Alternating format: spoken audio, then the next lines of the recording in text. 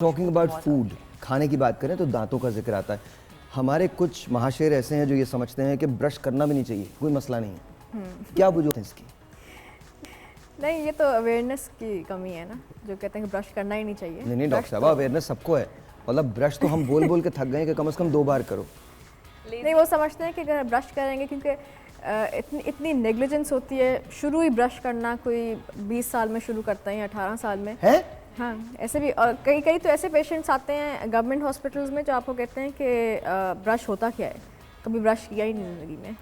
तो अवेयरनेस की कमी है ना ऐसे लोगों तो आपको अंदर जो फील होता रहता है वो क्या है फिर? मतलब बिकॉज आपके वो दांत समझते हैं नॉर्मल है ये। नो, इट्स नॉट नॉर्मल, ये नॉर्मल नहीं है। गम्स तो रिसीड कर जाते हैं और जो सारा कैलकुलस होता है उसमें दांतों को पकड़ा हुआ होता है। अच्छा, एक और बात मैं आपको बता रहा हूँ, प्लीज अंडरस्टैंड दैट। एक और बात, ये जो आप गुटखा वुटखा खाते हैं ना, मैंने पिछले 1 महीने में 4 केसेस ऐसे देखे हैं जहां यहाँ पर भी ऑपरेशन करके ये पूरा निकाल दिया गया है, इधर भी पूरा निकाल दिया गया। खुदा का वास्ता ये गुटखा सिगरेट वगैरह। अच्छा, ये देखिए बिफोर एंड आफ्टर है।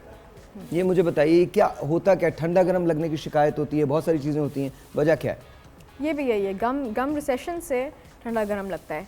और अगर आपने ब्रशिंग बहुत हार्ड ब्रश यूज़ किए तो एनामल जब वेयर ऑफ होता है, बेसिकली जो आपकी सेकंड लेयर होती है ना दांतों की, 3 लेयर्स होती हैं अगर उसमें हम बेसिक उसमें जाएं, तो जो बीच वाली लेयर है ना वो आपकी सेंसिटिव लेयर होती है। ओके। तो अगर वो 2 तरह से एक्सपोज होती है, या तो आपने बहुत हार्ड ब्रशिंग की है तो आपने अपनी सरफेस एनामल जो बाहर जो सबसे आउटर मोस्ट लेयर है उसको आपने रिमूव कर दिया है बहुत हार्ड ब्रशिंग से, या फिर आपका गम रिसेशन हुआ जिसकी वजह से आपका रूट एक्सपोज हो गया वहाँ। अच्छा, भी बच्चों के जब दांत निकलते हैं तो वो बहुत डीफॉर्म सा निकल आते हैं, तो उसके लिए कुछ ब्रेसेस लगाते हैं। अब तो इनविजिबल ब्रेसेस भी आ गए, लेकिन बहुत एक्सपेंसिव होता है ट्रीटमेंट। क्या गवर्नमेंट के अंदर ऐसी कोई फैसिलिटी अवेलेबल है गवर्नमेंट हॉस्पिटल्स के अंदर कि वहाँ जाके लोग अपने बच्चों के ब्रेसेस लगवा सकें? बिल्कुल, ऑर्थोडोंटिस्ट ऐसा है? बिल्कुल होते हैं। Okay okay. I work in a government hospital ji, and yes, बहुत nominal हमारे से पास rates बहुत होते हैं। अच्छा जो है ना सिस्टम है। तो प्लीज़ आप अपने बच्चों के दांतों पे कॉम्प्रोमाइज़ मत कीजिए। अगर उनके बाद थोड़े से दांत आपको इधर उधर जाते हुए लग रहे हैं या बाहर आते हुए लग रहे हैं, तो प्लीज़ गवर्नमेंट के अगर आप अफोर्ड नहीं कर सकते तो गवर्नमेंट के हॉस्पिटल में चले जाएं और वहाँ जाके आप उनको ब्रेसेस जो है वो लगवा लें। अब तो इनविजिलाइन आ गए हैं, आपको पता ही नहीं चलता कि लगा हुआ भी है ब्रेस के नहीं लगा हुआ है। एम आई राइट और रॉन्ग? इनविजिलाइन थोड़ा एक्सपेंसिव है। वो गवर्नमेंट में नहीं लगाते। बच्चों में लगा भी रहे हैं आप, लेकिन इतना ज़्यादा नहीं।